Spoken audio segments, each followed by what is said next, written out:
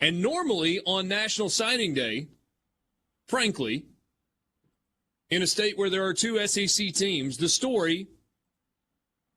the biggest story is either out of Oxford or Starkville or Oxford. And sometimes it's a story about a great player signing. Sometimes it's a story about a flip.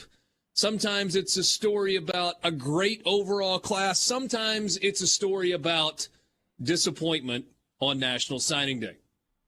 But on this particular National Signing Day, the 15th of December, 2021, the biggest story in the state of Mississippi does not come from Starkville. It does not come from Oxford. It does not come from Hattiesburg. It comes from the state capital, Jackson, Mississippi, where Jackson State, under the leadership of Deion Sanders, and with an assist from the guys at Barstool Sports, pulled off what many have said is the biggest recruiting coup ever. Maybe the biggest recruiting coup since Marcus Dupree going to Oklahoma over Texas. And we're talking nationally, not just involving somebody or something or some school from Mississippi. We're talking like all time. Boys, Jackson State and Deion Sanders have landed the signature of a longtime Florida State commit who grew up a Seminole fan, had Florida State as his dream school, and grew up in the shadow of the Doak. But the number one player in the country is instead headed to Jackson, Mississippi, to be a Jackson State Tiger and play for Coach Prime. You've really got to say that out loud a couple of times before you can fully grasp what happened today.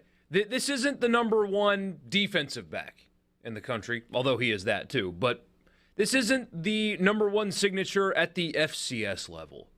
This isn't the number one player in the state of Mississippi.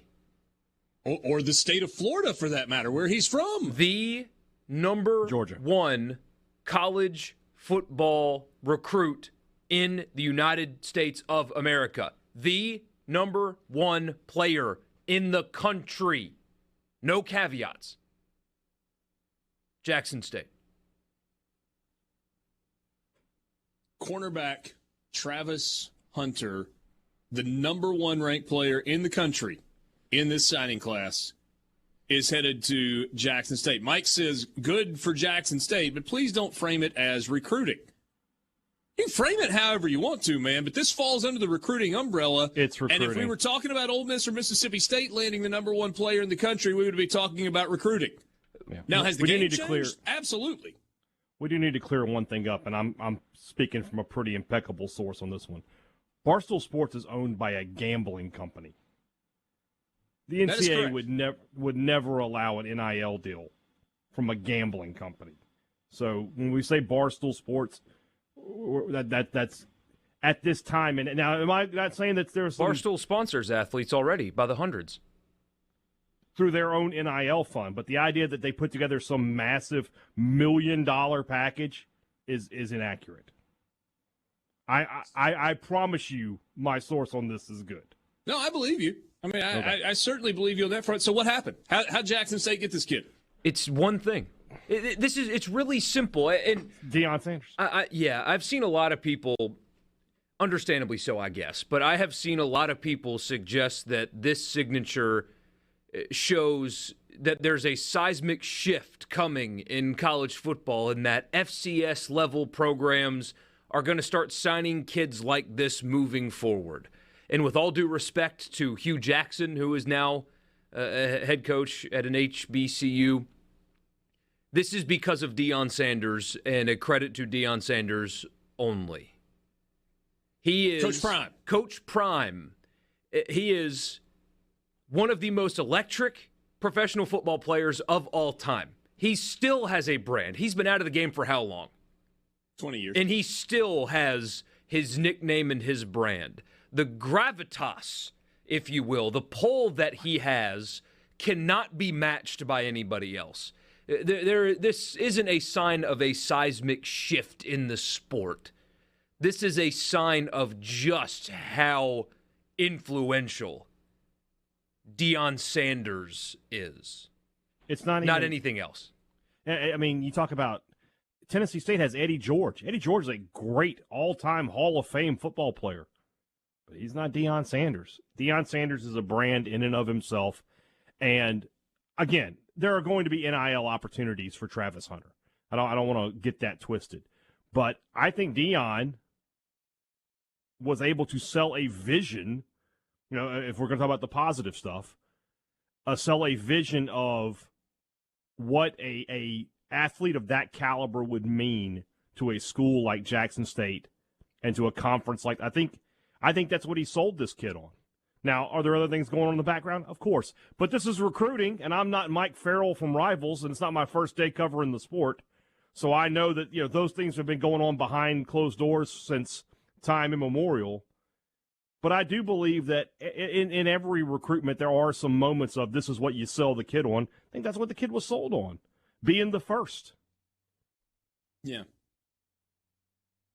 And there was a well-crafted statement that came out on his Twitter account talking about making a change and making it easier for somebody else to make the decision to go to an HBCU down the line. And that's all well and good. But, I mean, look, we can talk candidly about this, right?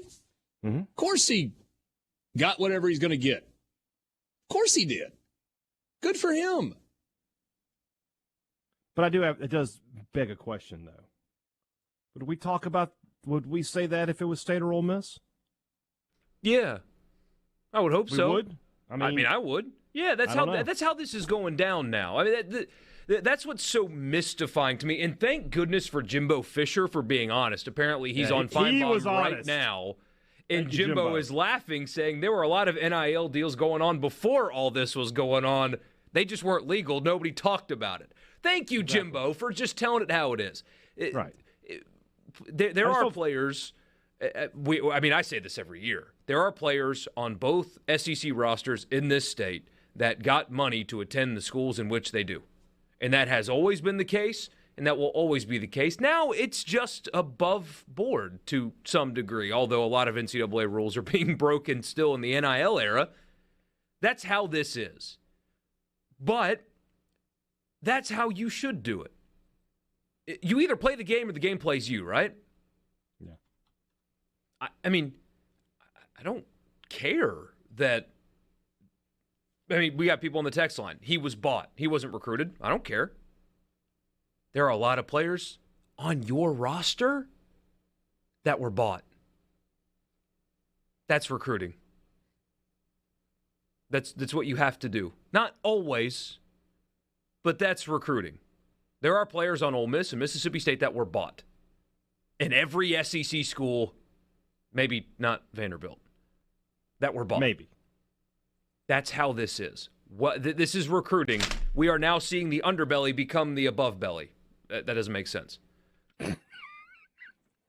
We're seeing it become the chest? Yeah, we're seeing the underbelly become, I don't know, but the underbelly of recruiting is now about having a chest, you know? Open for all of you to see what has always been happening.